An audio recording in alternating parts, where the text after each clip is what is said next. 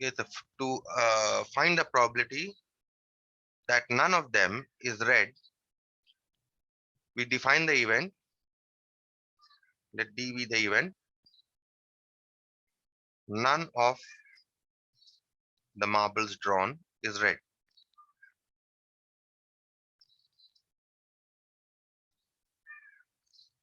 Right? Now, none of the marbles drawn is red. Here, in this case, if you see, how many non-red marbles? White and blue. These are non-red marbles. There are how many? 4 plus 2 equal to 6. Right? So, how many events favorable to the event D? Number of events favorable to D. 63. 6C3. These are the number of events that are favorable to D. Hence, required probability will be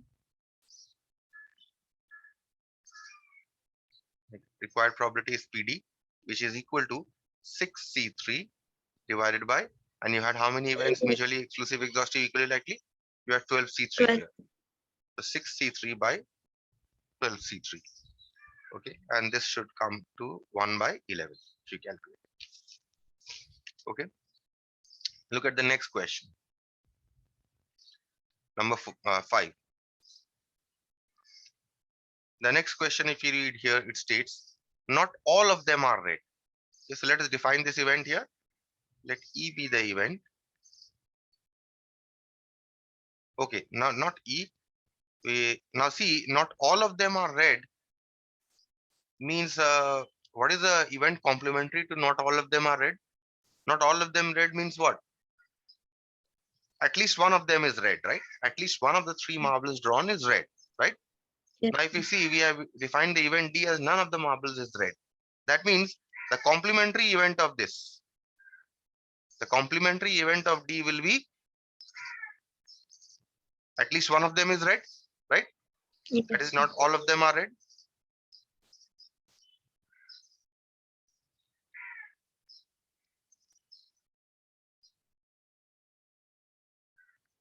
Or you say not all of them are red.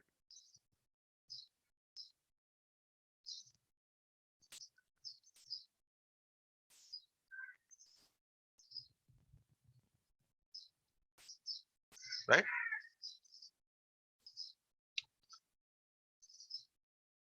At least one of the marble is drawn is red, right? So now, therefore, what is the required probability?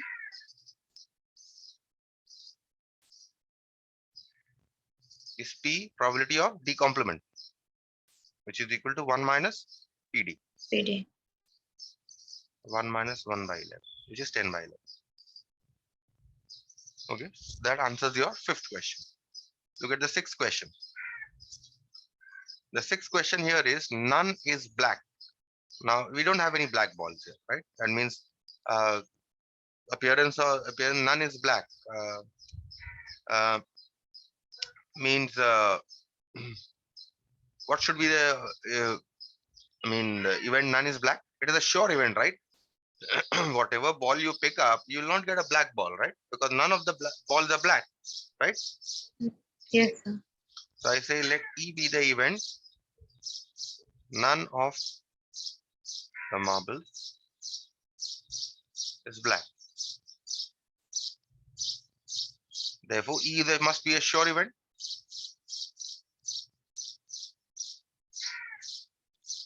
Whatever marble you pick up, you will either get a white marble or a blue marble or a red marble. So therefore, none can ever be black. So hence, E must be a sure event. Hence, E must be equal to 1. Okay. So that finishes this question. Okay, we'll move on to the next question. This.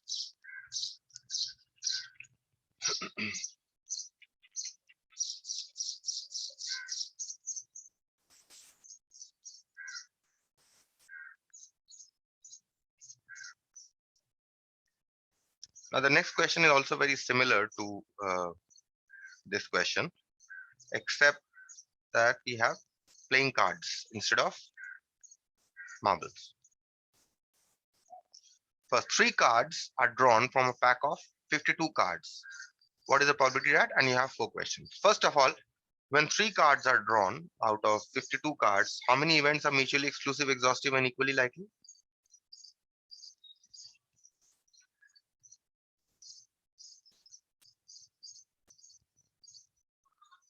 C3, sir.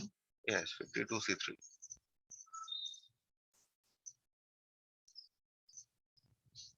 Equally likely. Because you can choose any 3 cards from out of pack of 52 cards. So 52C3. So number of events that are mutually exclusive, exhaustive, and equally likely is 52C3. That's done. Now let's answer the first question. They are all spades.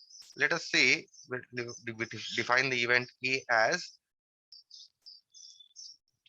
all 3 cards are spades. Okay. So how many events favorable to A? 13C3. Yes, because since there are 13 spades 14. in a deck of cards, out of 13, we want to get all 3 spades. So therefore, I can choose 3 spades out of 13 in 13C3 ways, right? Hence, what is the required probability? 13C3 by 52C3.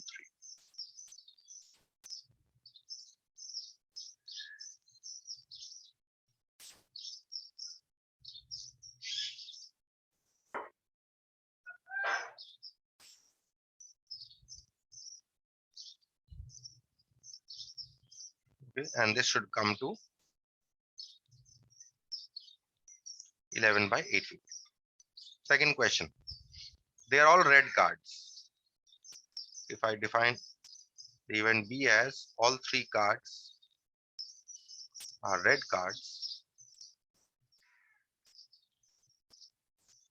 how many events favorable to the event B? 26C3. 26C3, because there are 26 red cards and 3 cards out of 26 can be chosen in 26C3 ways. Okay, hence required probability in this case is 26C3 by 52C3.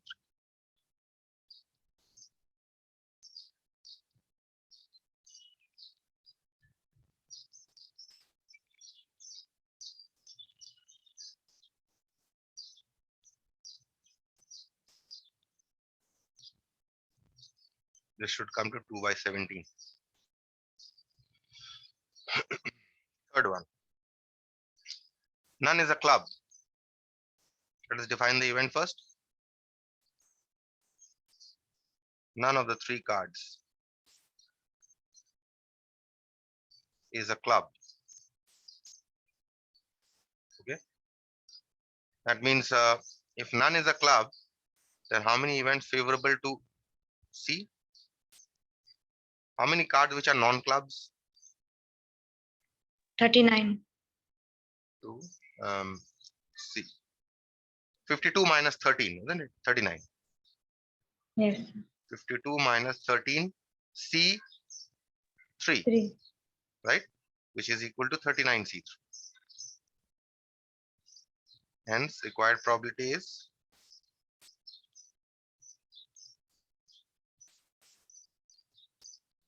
PC is equal to 39C3 divided by 52C3. So this should come to 703 by 1700. Next, number 4. The fourth question here is, all of them are aces. I say let D be the event. All 3 cards are aces. How many events favorable to D? 4C3. 4C3, because there are 4 aces and 3 aces can be chosen out of 4 in 4C3 ways.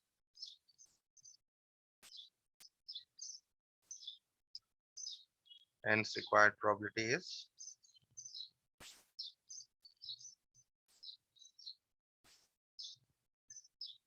PD 4C3 by 52C3. And this should be 1 by 5525, right? So that completes this problem also. Move on to the next problem, which is number 11.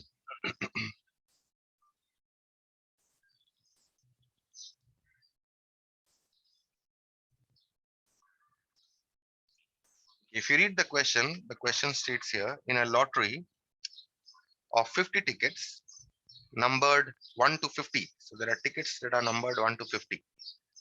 Okay, 2 tickets are drawn simultaneously, right? Not one, but 2 tickets. Out of 50, 2 tickets are drawn.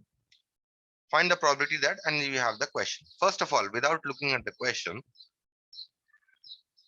if you read the first 2 lines of the question, you must be able to say how many events are favorable, how many events are mutually exclusive, exhaustive, and equally likely.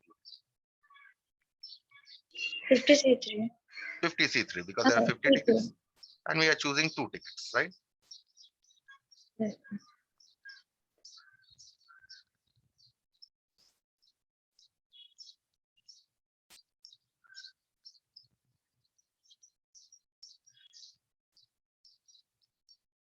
Which is equal to 50C3.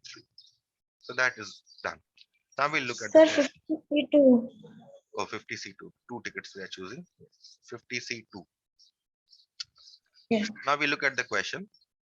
Question is, both the tickets drawn have prime numbers. Okay, so now what are the prime numbers between 1 to 50? The prime numbers between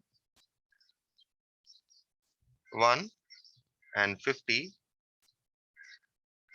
are first 2, 3, 5, 7, 11, 13,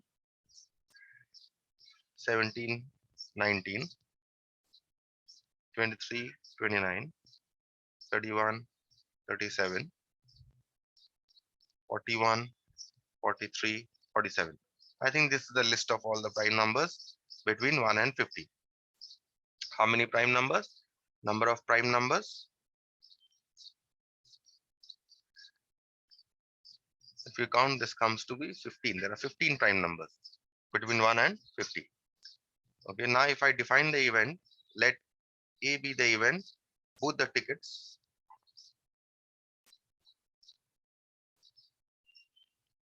drawn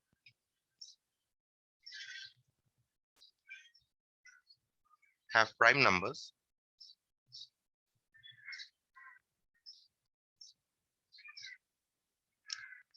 How many events favorable to A? 15C2. 15C.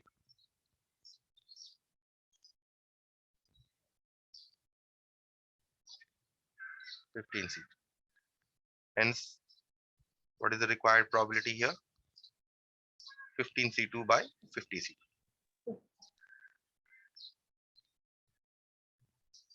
Equal to PA.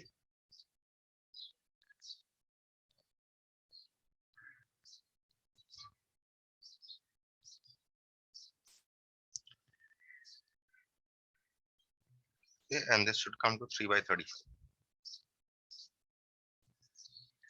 So that answers the first question. Look at the next question. None of the tickets drawn has a prime number. I define the event. Let okay, before that, how many numbers between 1 and 50 that are non-prime or composite numbers or non-prime, not even composite, because one is also there, one is neither prime nor composite. So let us call them non-primes. Number of numbers between 1 and 50 that are non-primes. Total numbers is 50, and how many prime? There are 15 primes. So non-primes are 30. So if I now define the event as, let B be the event, none of the tickets drawn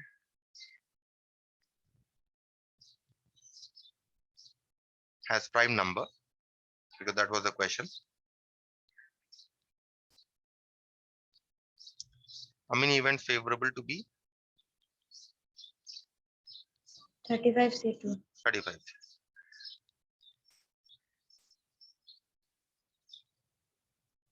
35C2. Hence required probability is 35C2 by 50C2. Required probability is equal to PB is equal to 35C2 divided by 50C2. This should come to 17 by 35.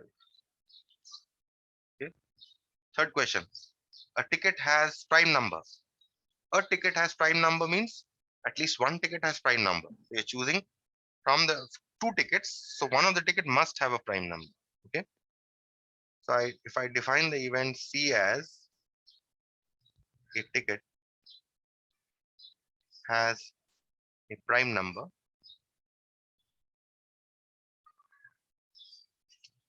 then how many events favorable to this?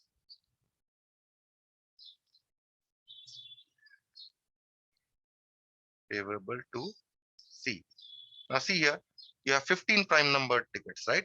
And you are choosing two tickets. So one ticket, out of those two tickets, one ticket always must have a prime number. So out of 15, you choose one, which is prime Yes, sir. always. And because of this and you have a multiplication.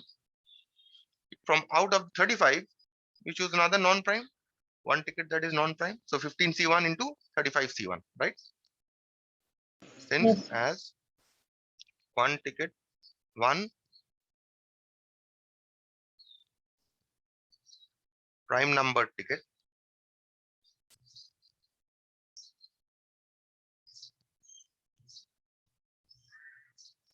out of 35 can be chosen in 35C1 ways, sorry, 15C1 ways. Oh, this is 15. Yeah, 15 prime numbers. Out of 15 in 15C1 ways and one non-prime numbered ticket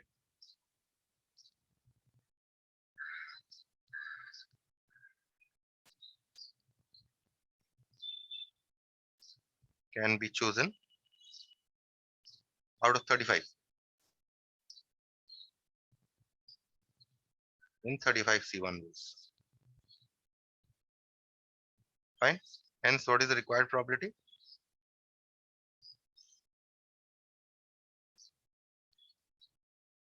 (15C1) into 35C1 divided by 50C2.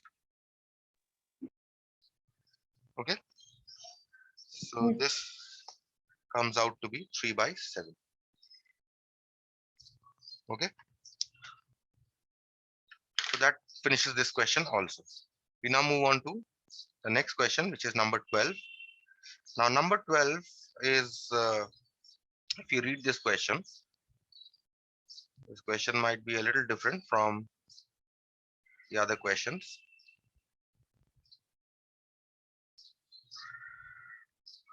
Number 12 here states that there are 10 persons who are to be seated around a circular table or a round table.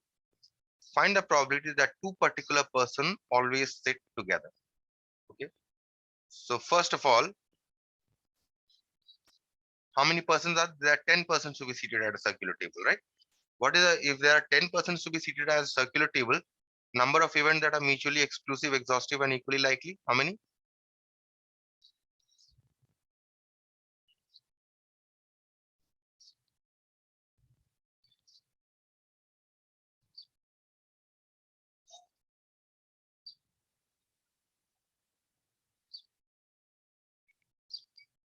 Number of events that are mutually exclusive, exhaustive, and equally likely is 10 persons sitting at a round table. How many permutations of 10 persons? 10 minus 1 factorial, right? If you remember from circular permutations,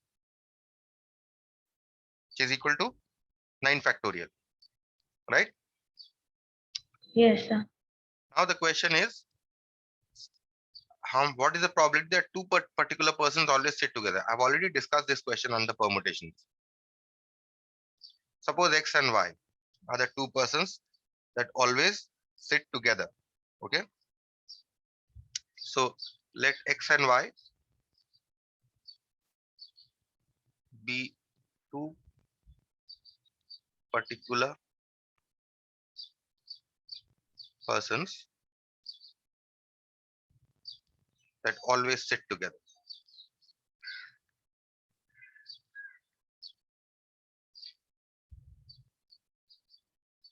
Okay. Then considering them as one, considering X and Y as one person, number of persons, how many? There were 10 persons. Remove X and Y because I'm not considering them one person. And because I'm considering them one person, I add one person. So how many are there? 11 minus 2, 9. 9. So these nine persons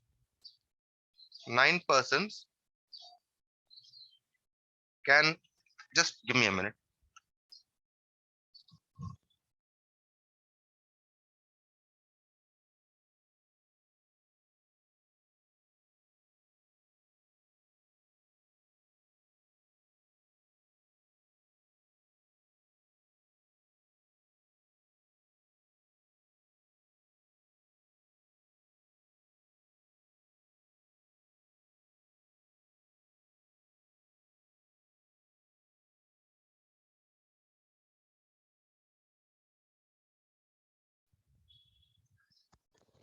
Okay. Now there are 9 persons that we have counted here. We're considering X and Y as one person. Now 9 persons can be seated around the circular table in 9 minus 1 factorial is equal to 8 factorial ways, right? Yes, sir. Now because X and Y can be arranged among themselves in how many ways? X and Y, 2 factorial. 2 factorial ways can be arranged among themselves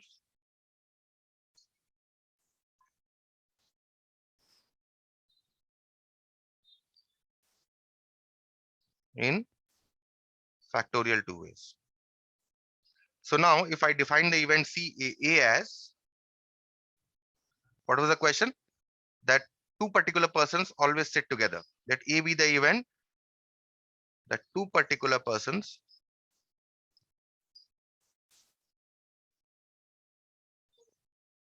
always sit together.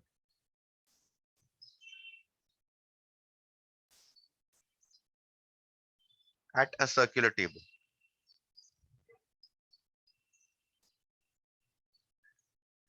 How many events favorable to A?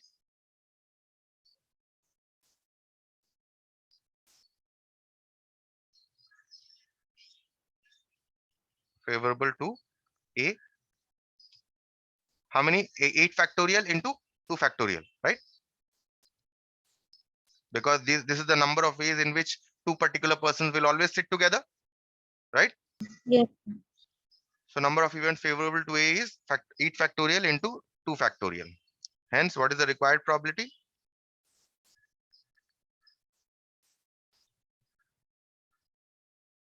PA 8 factorial into 2 factorial. And how many events that are mutually exclusive, exhaustive, and equally likely? 9 factorial. So this very easily you can work this out. This is 8 factorial into 2 factorial divided by 9 into 8 factorial. So 8 factorial cancels. Factorial 2 is 2. This works out to be 2 by 9. Okay.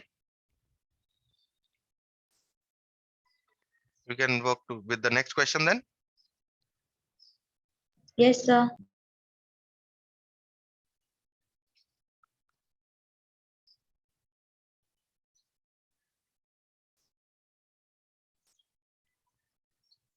Just give me a minute here.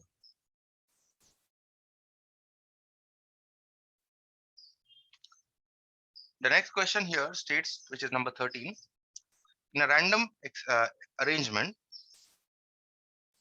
of the letters of the word commerce, find the probability that all vowels come together. Okay. So what are the given letters here? What is the given letters are C, O, M, M, R, C, E. These are the given letters to you. Okay. Segregate the vowels first and the consonants. The vowels are O, E. consonants are you have C, M, M, R, C. Any other? 5 consonants?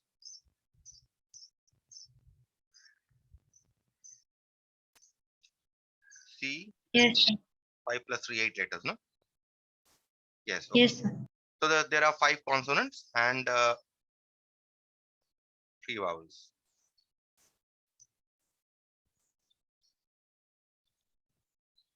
Right. Now see, first of all, because how many letters, because we, in a random experiment, arrangement of these letters of this word, all the vowels come together. In how many ways can all the vowels come together? But irrespective of whether vowels are come together or not, let us first find number of events that are mutually exclusive, exhaustive, and equally likely. Number of events that are mutually exclusive, exhaustive, and equally likely. In how many ways, without any restriction, how many ways can you arrange the letters of this word? There are 8 letters in total, right? Factorial 8. And how many repeated?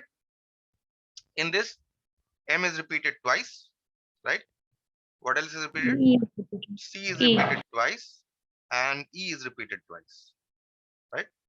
So without any restriction, you can arrange the letters of this word in this way, right? So this is the number of events that are mutually exclusive, exhaustive, and equally likely, right? Now, how do I find the number of ways in which the vowels are always come together, or are always together?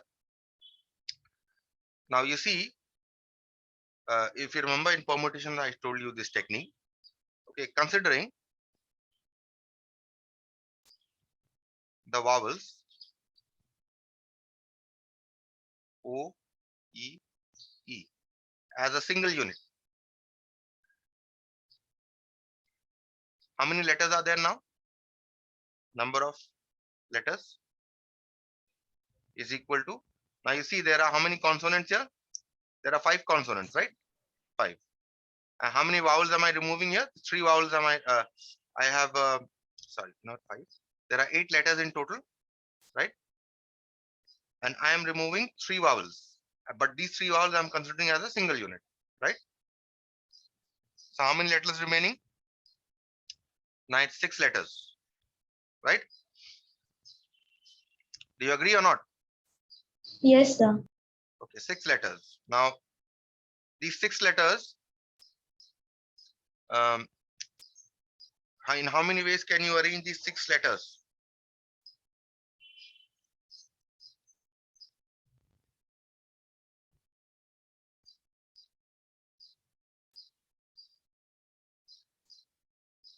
Six factorial.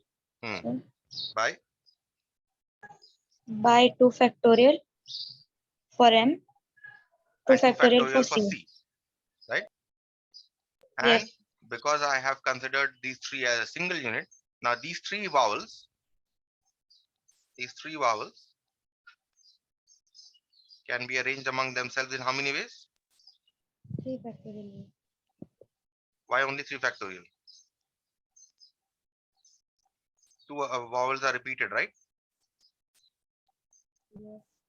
Factorial 3 by factorial 2 ways, right? Yes. So what is the number of ways of arranging? Number of ways in which vowels are always together?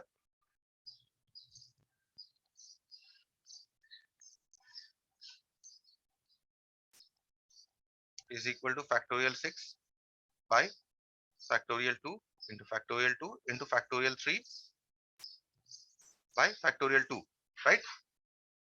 Yes, These sir. ways are also always together. Now if I define the event A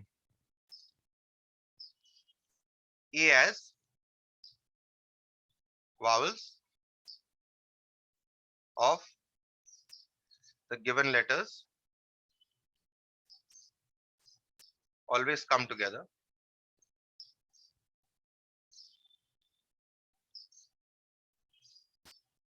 how many events favorable to A?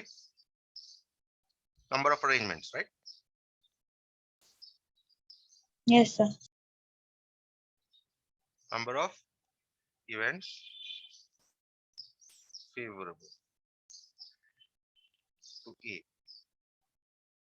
which is equal to factorial 6 by factorial 2 factorial 2 into factorial 3 by factorial 2, right?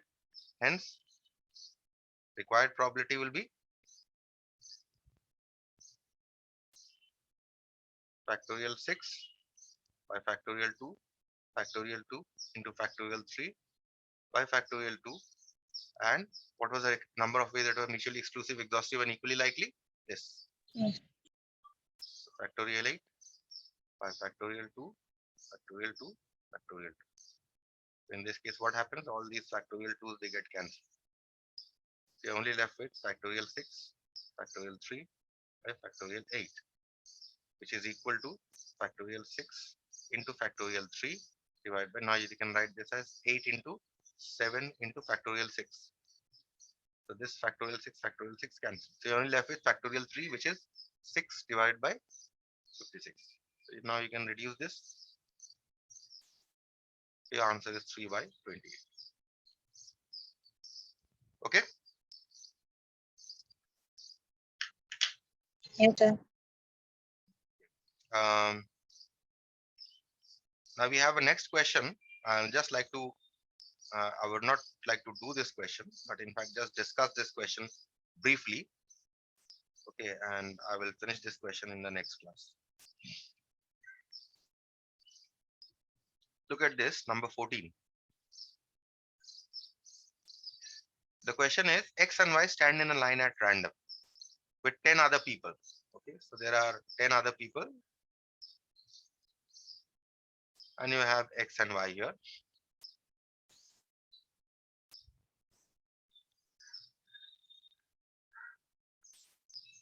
Okay, so they are standing in this manner.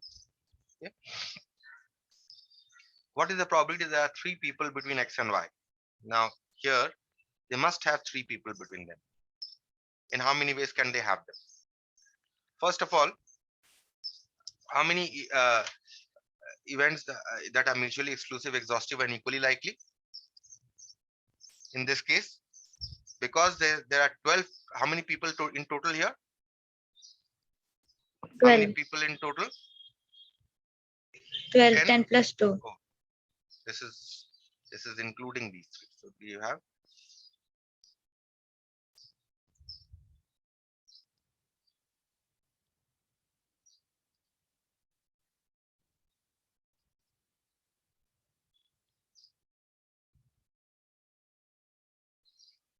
okay. So this is what it is. There are 10 people are there, right? And X and Y are among them, and there must always be 3 people. So the total number of persons is 10 plus 2, which is equal to 12. So number of ways in which 12 people can be arranged is the number of events that are mutually exclusive, exhaustive, and equally likely. How many ways can they be arranged? 12 factorial. 12. Right? So the denominator of the probability is 12 factorial. Now we only need to determine the numerator. So let's see how to determine the number of events that are favorable to the event. There are always 3 people between X and Y. How many? See, first of all, there are 3 people here, right? And X and Y have been excluded. How many persons remaining? 10 persons, right? So from this, 3 persons can be chosen in how many ways? These 3 persons can be chosen in 10C3 ways, right? Yes, sir. Now, these 3 persons can be arranged among themselves in how many ways? 3 factorial. Factorial 3 ways. Yes, sir. Now, if you consider this entire unit as a single unit, because you can place them anywhere, you can place them at the beginning of the queue, or you can place them at the end of the queue, or you can place them somewhere midway between the queue, because you can place them anywhere. Consider them as a single unit. If you consider them as a single unit, how many persons are there? 1, 2, 3, 4, 5, 6, 7. Right? 7 persons and Yes, plus sir. 1 person. So there are 8 persons, right? And 8 persons can be arranged among themselves in how many ways? Factorial 8 ways. So this is your numerator. Okay? Yes, sir. So we'll finish this in the next class. Okay, sir. Thank you. Take care.